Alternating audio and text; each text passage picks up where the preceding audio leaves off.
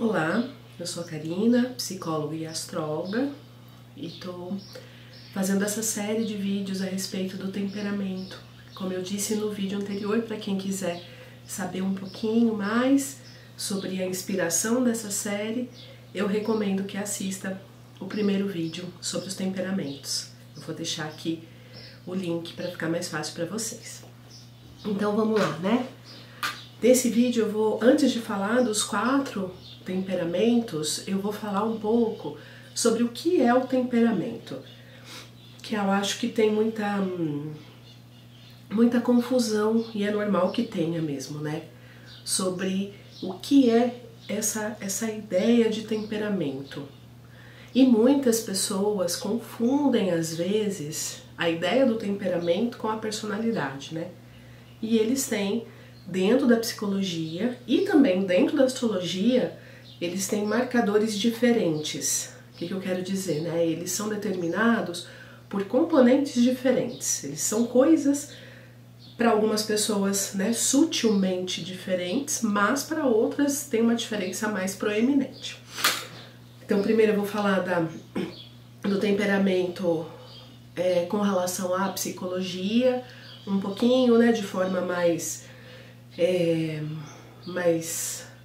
pincelada, porque o assunto é muito grande, né, muito vasto. Depois eu vou falar da definição de temperamento inserido no contexto da astrologia. Então vamos começar, né? Começando pela psicologia. A ideia de temperamento dentro da psicologia, como muitos outros temas, sofreu uma influência considerável da filosofia, né? Então, como eu disse também no vídeo anterior, a filosofia, a ideia de temperamento começa com um médico grego, né? O Hipócrates, que fala dos quatro humores, na verdade, né? Ele não usa necessariamente a ideia de temperamento, mas ele vai definindo o ser humano, vai relacionando o funcionamento de cada um conforme os 4 humores, que tem toda uma relação, como eu falei anteriormente, com as estações do ano e por aí vai, né? E depois o Galeno introduziu a ideia dos 4 temperamentos. Também era um médico grego antigo, e os filósofos, né, como Kant, Jung, eles se inspiraram muito nos seus escritos posteriores nesses primeiros homens que falaram um pouco sobre, tentaram trazer um pouco dessa classificação sobre o ser humano, né, de como o ser humano funciona, como é que a gente vai mapear esse funcionamento para poder, conhecendo melhor, lidar melhor com ele, né? Então a filosofia foi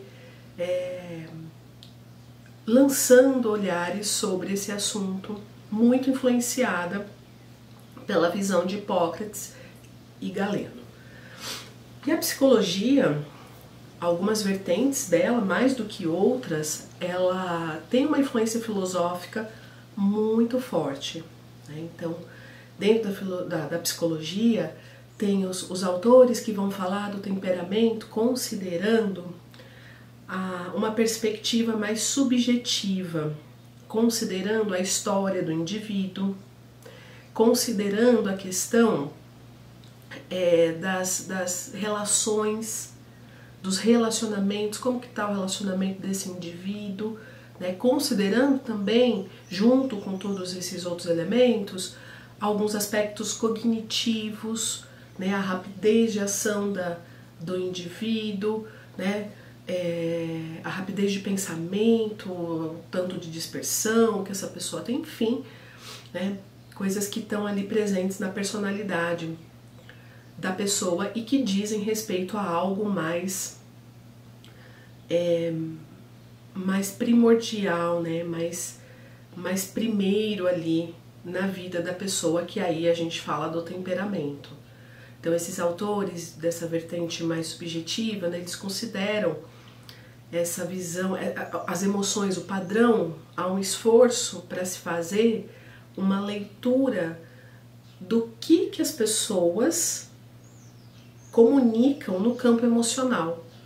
Então não é só uma observação da vida, como eles consideram, sim, elementos da vida, mas muitos, como Bion, por exemplo, vai considerar o que você sente quando você está com essa pessoa. Então, quando você está preparado, obviamente, para você avaliar suas emoções diante de alguém, você tem que estar minimamente preparado para não misturar muita coisa, não misturar às vezes uma questão pessoal com o que aquela pessoa tá dizendo, tá vivendo, tá transmitindo, para você ter esse discernimento. Isso que eu tô sentindo tá sendo, é meu, claro, sempre é nosso, mas tá sendo disparado por algum conteúdo emocional que essa pessoa tá me comunicando, e às vezes a pessoa não tem consciência disso, Então essas vertentes mais subjetivas, elas vão considerar também essa sensação, essa sutileza que acontece nas relações e que está muito relacionada com o nosso campo emocional na hora de entender qual é o temperamento desse indivíduo que está ali se relacionando com você, E aí nós temos exemplos de autores no campo da psicologia mais subjetivos, como o Jung, que é um autor que inclusive o pessoal da astrologia gosta muito dele, utiliza muito esse conhecimento que ele construiu, porque é muito rico mesmo. Tem o Adler também, que vai falar um tanto do temperamento dessa forma mais... Todos, na verdade, acabam falando, às vezes usando uma outra terminologia, considerando outros aspectos, mas todos se debruçam sobre esse tema. E aí tem a parte também da psicologia, dentro da psicologia, que é uma psicologia mais empírica, que também vão ter autores que vão falar sobre o temperamento. Quem se interessar para saber mais dessa parte empírica especificamente, tem um artigo super interessante que a pessoa fez, bem sucinto, e que ela dá vários exemplos, sabe?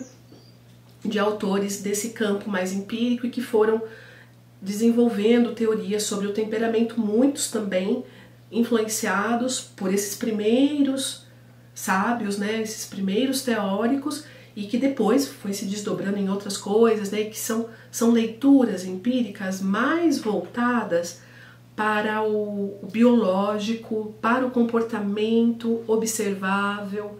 Muitos falam de uma certa hereditariedade ali, também eles consideram o sistema nervoso, a análise do sistema nervoso. Então é por isso que é empírico, É uma observação muito mais pautada nos dados que a gente consegue captar com os nossos 5 sentidos, Então é muito interessante também, Eu tenho uma afinidade maior com o campo mais subjetivo, mas acho muito interessante e respeito bastante essa outra parte, e por isso que quem quiser dar uma olhadinha, tem esse artigo aí, que é bem legal, Eu achei bem resumido, e até para quem não entende muito, não é da área, vai conseguir absorver coisas ali.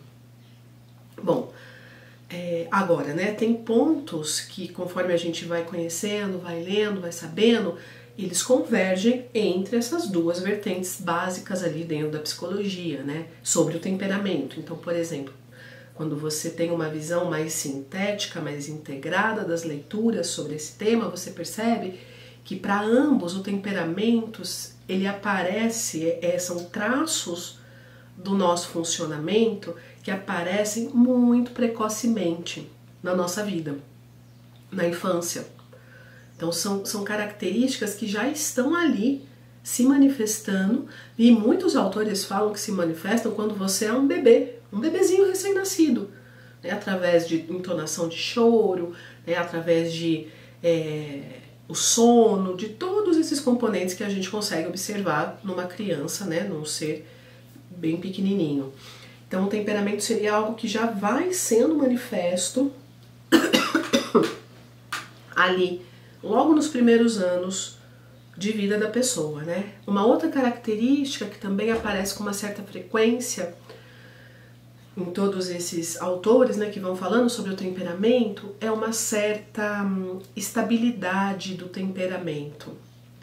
né? Ele tende a não mudar com muita facilidade. Isso, né, tem autores que falam de alguns traços de temperamento que pode ter uma certa flexibilidade, outros entendem isso como uma lapidação de algo de base que está ali e que sempre vai continuar com a pessoa, né? Então todos eles acabam falando de um jeito ou de outro dessas características, né? É algo muito estável, não muito estável, né? Com uma condição ali, uma prevalência relativamente estável ao longo da vida da pessoa. Aquela característica vai estar lá, aquele pano de fundo, ele vai estar lá e ele não vai mudar, embora você possa trabalhá-lo, né? Desenvolvê-lo de uma forma ou de outra. E essa questão de que é algo realmente muito primordial, né? Algo muito precoce e que muitos autores falam que vem com o indivíduo, nasce com o indivíduo, né? Tem muitos que trabalham com essa ideia. E tem muitos também das duas áreas que trabalham com a ideia de hereditariedade, cada um com a sua linguagem, né? Com seus referenciais teóricos, mas de que um tanto dos componentes do nosso temperamento, ele vem da nossa genética, ou na visão mais subjetiva, ele vem do que a gente vai herdando dos nossos familiares em termos de padrões emocionais. Porque assim como a gente herda características genéticas, a gente herda também padrões emocionais que estão ali circulando naquela família e que ainda não foram abraçados, né? Muitos não foram lapidados e muitos foram lapidados e bem integrados e também passam para frente, para as próximas gerações, né? Então o temperamento seria algo muito da nossa essência, né, do presente ali, né, da nossa condição, das nossas tendências de reação, de leitura, né, reação mental, reação emocional, que está ali presente dentro de nós. Eu gosto muito dessa ideia do temperamento, que eu falei também no vídeo anterior, de ser uma mistura de coisas, né, de ser uma composição de traços, de tendências que nós temos ali e que juntas definem um ser único, que é cada um de nós, né? Que define quem a gente é ali, individualmente. É aquela ideia do tempero, né? Que eu até falei da culinária também, né, de ser algo que vai se compondo e que vai se juntando e se misturando de uma maneira única, que não se repete em nenhum outro tipo de ser, né? E também a ideia de uma pedra bruta, de que o nosso temperamento ele seria uma pedra que está lá, uma pedra preciosa, bruta, que está lá. E aí a gente, ao longo das nossas experiências, ao longo da nossa vida, a gente vai lapidando essa pedra, né? E aí, conforme a gente vai lapidando através do trato que a gente tem com o social, né, do trato que a gente tem conosco, com nós mesmos, né, o jeito que a gente vai acolhendo a nossa individualidade, conhecendo a nossa individualidade, a gente vai lapidando e dando a essa pedra bruta, preciosa, mas bruta, um formato mais refinado, né, um formato mais inspirador, quando a gente vai absorvendo elementos importantes da ética e da moral, vai discernindo, vai se aproximando mais de um conceito humano, ou a gente pode deixar a forma dessa pedra como algo mais bruto, né, mais rústico, na medida que a gente acaba, às vezes, ficando muito mais identificado com o mundo animal, sendo mais impulsivos, menos reflexivos, né, mais cativos das nossas emoções desorganizadas, ou até do reino vegetal, né, quando a gente fica numa inércia muito grande, fica com muita dificuldade, com muito medo, muito paralisado pelas nossas emoções e não consegue agir, não consegue se manifestar, não consegue se expressar. Então aí seria uma forma mais bruta, mais distante do elemento humano, né? Lembrando que o que define um refinamento do nosso temperamento, uma lapidação mais fina do nosso temperamento e de uma lapidação mais bruta, é o tanto que a gente vai se aproximando do que é ser humano de fato e o tanto que a gente está distante desse componente, né? Então, as nossas virtudes, o tanto que as nossas virtudes vão ganhando expressão no nosso dia a dia, né? Nas pequenas ações muitas vezes. Então eu gosto muito dessa ideia e por isso que eu acho que é muito legal conhecer o nosso temperamento, ter ferramentas, né, que ajudem a gente a lidar com ele, porque isso vai trazendo essa possibilidade da gente lapidar ele, né? Deixar ele com uma forma que seja inspiradora, que seja bonita e que seja agradável para nós quando a gente vê, mas também para o outro, né? Que contribua de alguma maneira para as nossas relações, as relações íntimas, mas também as relações que estão ali localizadas num campo mais social, né? Mais coletivo, certo? Bom, eu vou parando por aqui e aí no próximo eu vou falar um pouquinho do temperamento, do que é o temperamento, como saber o seu temperamento dentro da astrologia, né? Porque ambos são muito ricos, tem muitas informações, então eu achei melhor fazer essa divisão, que eu acho que fica também mais fácil de vocês entenderem, fica mais didático. Bom, agradeço bastante a atenção de vocês, até a próxima.